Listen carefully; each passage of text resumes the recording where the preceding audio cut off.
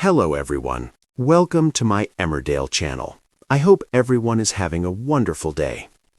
Emmerdale finally addresses Cain Dingle's absence in April's story, but there's a twist.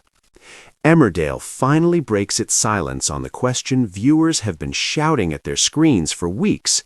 Why on earth haven't Marlon and Ronna called Cain? With Ray Walters and Celia Daniels terrorizing April Windsor and tightening their criminal stranglehold over the Dales, fans have been waiting for the moment Cain Dingle storms in to put things right. Tonight, the show acknowledges that very absence, but the twist is that Marlon might be the one standing in the way. I think what makes this beat so gripping is how human it feels. Marlon is desperate, terrified, and utterly out of his depth. He's convinced that buying off Rye will solve everything, even though we all know, and Ronna knows, that villains like Rye simply shift the goalposts whenever it suits them. His fear is clouding his judgment, and it shows in every panicked choice. Ronna, however, finally says what we've all been thinking.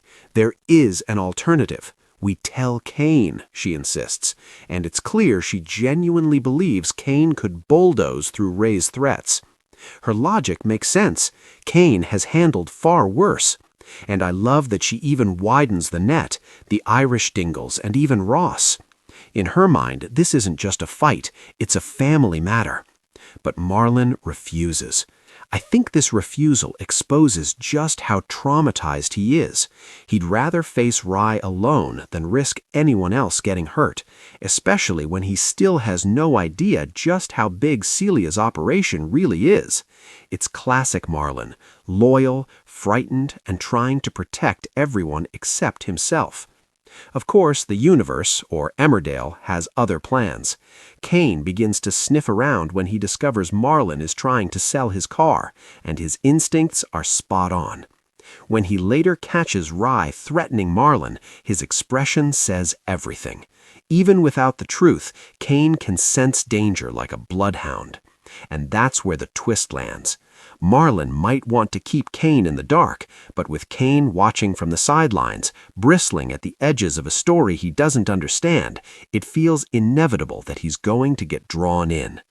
The question is no longer if Cain steps in, but when, and at what cost. What excites me is the potential collision of characters who almost never share screen time. A Cain-Ronna scene played by real-life couple Jeff Hordley and Zoe Henry feels like a delicious possibility.